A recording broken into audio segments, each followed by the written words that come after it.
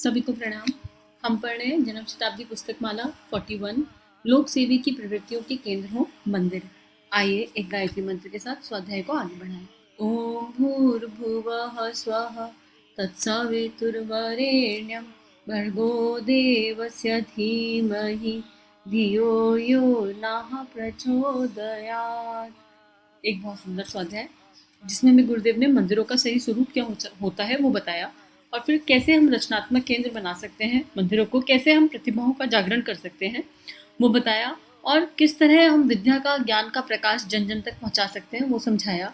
और जब मंदिर इस तरह के केंद्र बन जाएंगे तो बहुत सारी प्रतिभाएं अपने आप जागृत हो जाएंगी। हम सब में कोई ना कोई छुपी हुई प्रतिभा है, लेकिन उसको दिखाने का मौका नहीं मिलता, और जब वो सामने उभर कर नहीं आती तो उसको एक्सपेंड तो कैसे ही करेंगे, उसको निखारेंगे तो कैसे ही।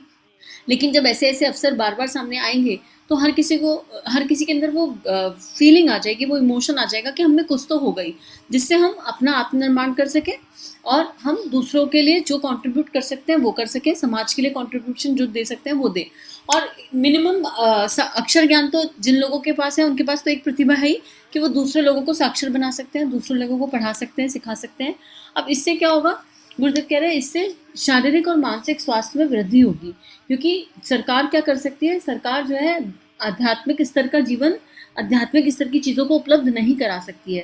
सरकार साधन दे सकती है, लेकिन उन साधनों को यूज़ करने की शक्ति और क्षमता तो मुझ में होनी चाहिए ना। मेरे पास एक बहुत बड़ा महल है पर मेरे पास चलने की ताकत नहीं है। मेरे पास खाने के लिए बहुत कुछ है पर मेरा डाइजेस्टिव सिस्टम ही काम नहीं करता।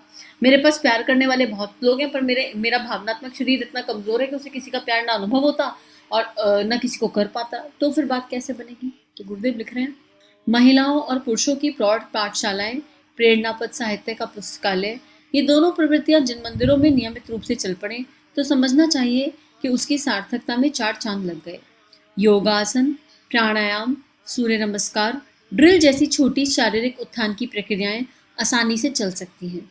अब ये ना कहना कि हमारे पास समय नहीं है करने के लिए।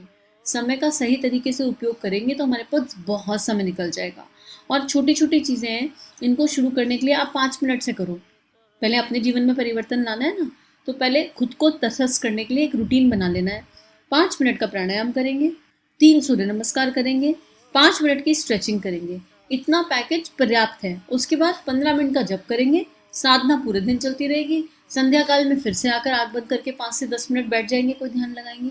इतना तो मिनिमम हर कोई कर ही सकता है। और जब हम इतना करेंगे तो हमारे अंदर वो शक्ति जागृत हो जाएगी जो हमें मंदिरों में जाकर, हमारे आसपास लोगों जाकर लोगों में प्रचार प्रसार करने के लिए बाध्य कर देगी। क्योंकि जहाँ साधना होगी, उपासना होगी, वहाँ पर आराधना अपने आप होने लगेगी। जहाँ व्यायामशालाओं के लिए सुविधाजनक स्थान हो, वहाँ नवयुगों के लिए अखाड़ा तथा दूसरे उपकरण बनाए जा सकते हैं। कुछ मंदिर तो पूजा करने जितनी जगह में ही बने होते हैं, उनमें तो नहीं, पर जो नगर से थोड़ा हटकर है, जिनमें छोटा बगीचा है, वहाँ व्यायामशालाएं बड़ी सफलतापूर्वक चलाई जा सकती हैं। अब अगर किसी को योगा टीचर है, किसी को प्राणायाम कराना आता है तो वो जा सकता है। आसपास कितने लोग आ रहे हैं इंपॉर्टेंट नहीं है, आप नियम से जाना शुरू कर दो, अपना अभ्यास करो, वहाँ पर लोग आपको और मिल जाएंगे, वो आपसे आके जुड़ने लगेंगे धीरे धीरे। प्राकृतिक चिकित्सा बहुत सरल है, उसके सिद्धांतों की जानकारी तथा चिकित्सा की विधि बहुत ही आसानी से सीखी जा सकती है। टब आदि उपकरण तो बहुत महंगे नहीं, उनकी व्यवस्था कर सकना किसी के लिए भी कुछ कठिन नहीं, केवल थोड़ी दिलचस्पी और मेहनत की बात है। पुजारी जी या कोई और सेवा व्यक्ति 2-3 घंटे का समय रोज इसमें लगा दे तो देखते देखते एक छोटा निःशुल्क प्राकृतिक चिकित्सालय खोला जा सकता है। चिकित्सा कराते समय रोगी आरोग्य शास्त्र के सिद्धांतों को सीखते सुनते भी रह सकते हैं, और यदि वे उन्हें अपनाने को तैयार हो जाए तो उस बीमारी से छूटने ही नहीं वरन भविष्य में कभी ना बीमार पड़ने का लाभ ले सकते हैं। अब गुरुदेव हमें बता रहे हैं कि हम क्या क्या कर सकते हैं। तो एक ऑप्शन ये भी है कि हम प्राकृतिक चिकित्सालय खोल सकें, तो उसके बारे में उसको सीखना बहुत सरल है।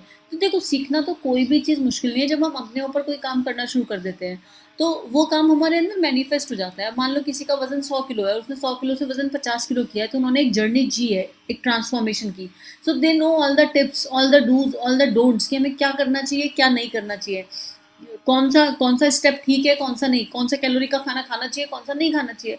किसी ने अगर कैंसर को फाइट किया है तो कैंसर को हील करने की जर्नी कैसी होती है। तो ऐसे हम अपने आप से, अपने एक्सपेरिमेंट ऑफ लाइफ से दूसरों को ऑटोमेटिकली प्रकाश दे सकते हैं। तो हमने जीवन में कुछ तो किया ही होगा ना ट्रांसफॉर्मेशन अपने। आप देखो कि आपका इमोशनल बॉडी रेस किया है, आपका फिजिकल बॉडी रेस किया है, या आपका मेंटल बॉडी रेस किया है। What is that one transformation you see in your self?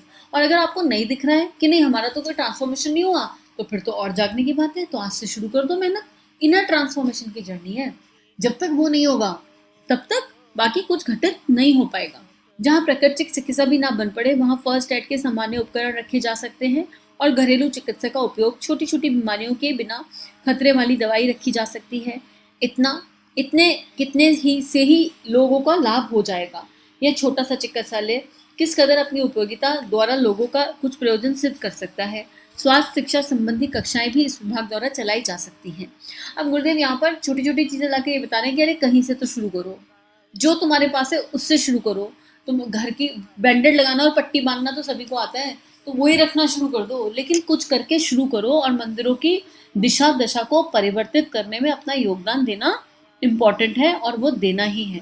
आगे गुरुदेव कह रहे हैं कि अगर ये सुधार नहीं हुआ तो देश नहीं बदलेगा, विश्व नहीं बदलेगा।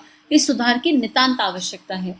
यह जो थोड़े से सुझाव जो पिछली पंक्तियों में व्यक्त किए गए हैं, जहाँ जैसी सुविधा है वहाँ उस प्रकार उनकी व्यवस्था बनाई जा सकती है। मूल बात इतनी ध्यान रखने की है कि चारित्रिक, भावनात्मक, बौद्धिक, सामाजिक विकास के लिए मंदिरों की इमारत, पूंजी और जनशक्ति को निरर्थक ना पड़े रहने दिया जाए। निरर्थकता से सरल विकृति पैदा होती है। जहाँ गतिशीलता है वहाँ जीवन है। धार्मिकता को जीवित रखना हो तो मंदिरों को भी जीवित रखना ही चाहिए। जहाँ ऐसी गतिशीलता होगी वहाँ सशक्तता बनी रहेगी। सशक्तता के आगे सभी को सिर झुकाना पड़ता है। यदि मंदिरों के द्वारा लोक सेवा की प्रवृत्तियों को बढ़ाया जाता रहे तो उससे उनका गौरव ही बढ़ेगा। तो अब गुरुदेव क्या कह रहे हैं, एक बहुत इंपॉर्टेंट बात, क्या कि मूल बात यह है कि हमारा क्या उद्देश्य है। मूल में हमारा उद्देश्य इतना ही है कि लोगों का भावनात्मक, बौद्धिक, सामाजिक विकास इन मंदिरों के माध्यम से हो सके। और जहाँ रेगुलरिटी होती है, गतिशीलता का मतलब है नियमितता, रेगुलरिटी। जहाँ रेगुलरिटी होगी ना वहाँ संकल्प बल, संकल्प शक्ति अपने आप जाग जाएगी। और जब आप इतने संकल्प से काम में लगे रहोगे, मानो आपने सोचा कि हम जाके पढ़ाएंगे, ठीक है, हम लेडीज को पढ़ाएंगे जो पढ़ी लिखी नहीं है। आपने जाना शुरू किया, पढ़ाना शुरू किया, आप नियमित अपने समय से पहुंच रहे हो, लेकिन आप देख रहे हो कि शुरू में तो 50 से शुरू हुआ कारवां, 50 से शुरू होकर 5 पर आकर रुक गया और आप हतोत्साहित हो गए और आपने छोड़ दिया, तो फिर आपकी गतिशीलता रुक गई। आपको जाना ही है, चाहे वहाँ एक मेंबर आए। आप क्योंकि लोगों के लिए आप क्या जा रहे थे, आप क्यों जा रहे थे, आप आत्मनिर्माण के लिए जा रहे थे। मूल में याद रखना, हमारा आत्मनिर्माण ही उद्देश्य है। आत्मनिर्माण से समाज निर्माण होता है। आप अपने सेल्फ सेटिस्फेक्शन के लिए जा रहे थे, आपकी आत्मा को वो कार्य करने में संतोष मिलता है, आप इसलिए जा रहे थे, आपको उससे खुशी मिलती है, आप इसलिए जा रहे थे, ठीक है। फिर इस बीच में लोगों से इसलिए बात नहीं करनी है कि अरे हम पढ़ाने आए और तुम आए नहीं। लोगों की समस्या को समझना है कि आपको क्या समस्या है, कि हम पढ़ाने के लिए टीचर अवेलेबल है फिर भी आप आना नहीं चाहते। उनकी भावनाओं को समझने की आवश्यकता है।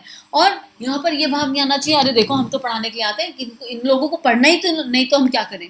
अरे अगर भगवान भी हमारे लिए ऐसा सोच लेते कि हम तो चाहते हैं कि इन लोगों का ट्रांसफॉर्मेशन हो जाए, इन लोगों को करना ही नहीं तो हम क्या करें, तो फिर हमारी क्या ही दीन हालत होती। पर हमारे परमात्मा ने ऐसा कभी नहीं किया ना।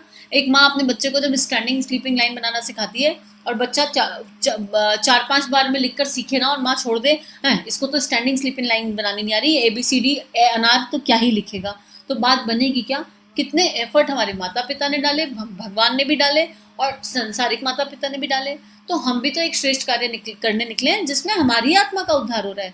तो हमको वो सुपीरियरिटी का भाव नहीं लाना, वो कर्ता वाला भाव नहीं लाना, और नियमित जाना है। और अगर कभी ऐसा जाओ और पाओ कि कोई भी नहीं है, आप जिस काम को करने के लिए आए हो वहाँ कोई नहीं है, उन लोगों के घर तक चले जाओ और जाके पूछो, इकट्ठा कर लो, वो भी ना बन पड़े तो आपका स्वाध्याय का समय हो गया। खुद जाके वहां बैठकर एक स्पीकर ले जाओ और उस पर स्वाध्याय चला दो, 2-4-5 लोग सुनने आ जाएंगे। मतलब जहां चाहा वहां रहा, कुछ तो करके ही जाना है। मनुष्य जीवन लिया है तो इसको सफल बनाना ही बनाना है, उसके लिए फिर चाहे कुछ भी करना पड़े। तो आज के लिए इतना ही स्वाध्याय, और ये किताब यहाँ पर, ये प्रवचन यहाँ पर समाप्त होता है। कल मिलेंगे नए प्रवचन के साथ, नई किताब के साथ। सभी को प्रणाम। सभी का जीवन गुरु शक्ति के दिव्य सूक्ष्म सानिध्य में मंगलमय है।